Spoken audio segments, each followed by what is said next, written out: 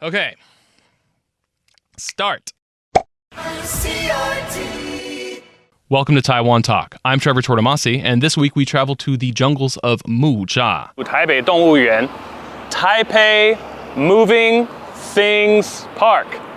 We at ICRT reached out to the Taipei Zoo for an interview, and we were lucky enough to speak with its spokesman, Mr. Eric Tsao, Tsao. Eric has been the face of the Taipei Zoo for many years, providing updates on its animals and projects to inquiring news agencies. But even more importantly, he has formed close relationships with other zoos and global ecological movements. What kind of partnerships has the Taipei Zoo formed with other organizations around the world?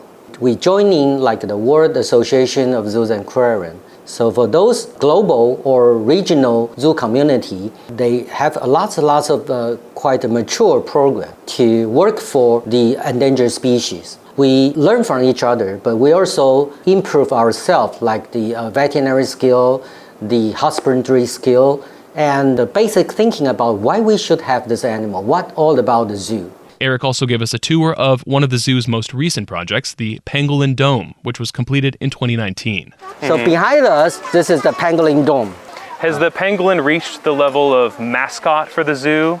Yes. Okay. They are one of our flagship species. As I said, they are critically endangered. Right now, Taipei Zoo is maybe one of the best zoo that we can protect Chinese pangolin and do the conservation breeding program and lots of conservation projects.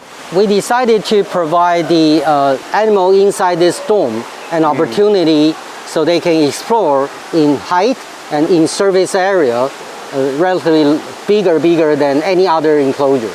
Oh, this is also the cotton-top tamarin. It's also another critical endangered species from Colombia.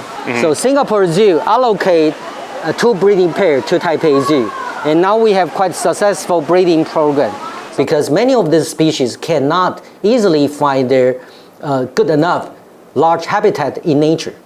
So they need time to make restoration of this already damaged habitat or destroyed habitat. So we keep this animal in good number, in good health, in good genetic diversity, and later on when the natural habitat being restored, then this individual can be reintroduced back to their natural environment. But this is one of the very rare aquarium that directly receive the sunlight. So most of these fish can reflect their really nature color, like cursive coloration. The difficulty actually is how to make sure that they can live together. Right. Without eating each other too much. You said without them eating each other too much. Because Has that happened before? Yeah, because it's nature. Because Arapaima could be predator. So this is the largest freshwater cyprinidae, freshwater stingray. I just need to take a second. That is a big old fish, huh? From all the experiences that we collect through our work, we don't want any area ready only for single species, because this is real nature. It's not, just each cage you only have one animal inside. The capybara can clean up all the vegetation on the lower level, but the spider monkey can go all the way up to the tree canopy. So now we'll be heading to the panda house. The Taipei Zoo's male panda, Tuan Tuan, and its female panda, Yuan Yuan, whose names together mean reunion, were gifted to Taiwan from China in 2008 as a symbol of cooperation. Now, usually, China requires any panda cubs born as a result to be returned to the mainland. So I asked Eric if there has been any pressure from China since the birth of Yuan Yuan's first cub, Yuan Bao, in 2013, or the birth of her second cub, Yuan Zai, in 2020.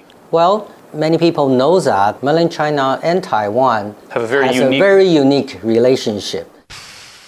So when we talk about the giant panda, I think in the year of 2008 or before that, the legislator in Taiwan refused to receive the giant panda as a gift. So then through the negotiation, actually we go through the animal exchange program. So eventually Taipei Zoo owned this pair of panda. So the offspring, including their offspring. However, if we think about the conservation of giant panda population, no matter it's a wild population or a population in captivity, you cannot work alone for keeping the genetic diversity, for example. eventually you have to get rid of most of those political thinking. Because a lot of time, no matter the habitat or the wild population, is not single geographical range. It's usually related to maybe multi-country or multi-region business. Now, there's something I have to address. As I was researching for this interview, I received requests from a lot of people who wanted me to ask about the mental health of the animals, especially those who live alone or in smaller enclosures. And it's not an easy question to answer. But the Taipei Zoo puts a lot of energy and careful planning into animal welfare. Within our zoo community, eventually, two major topics is the major concern. One is about what kind of contribution we can do for conservation. The other would be about animal welfare. So this is a big issue. We need to make sure that the animal in our care, maybe we should provide them at least an opportunity to choose. For example, like the different weather, whether or not the giant panda want to go outside or they want to stay inside, that's their choice. If we can provide this choice, and we are in a better shape. This is part of the behind the scene enclosure. So we also have corridors. So the other pair of cotton-top tamarin, they can go from indoor facility. They made their own decision if they want to go outside to receive any sunlight, sort of. Or be more away from people too? Yes.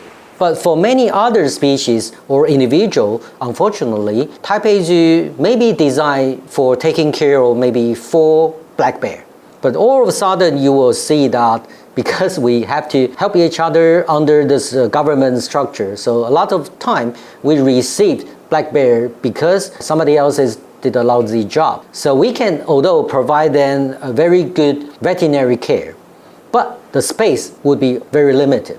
So then we apply the limited resources to give this animal in our care better choices. That is the short term that we can do. For the long term, we no longer receive animal easily if we don't have a good conservation project. Right. So then you can allocate the individual or the one important to really what they need.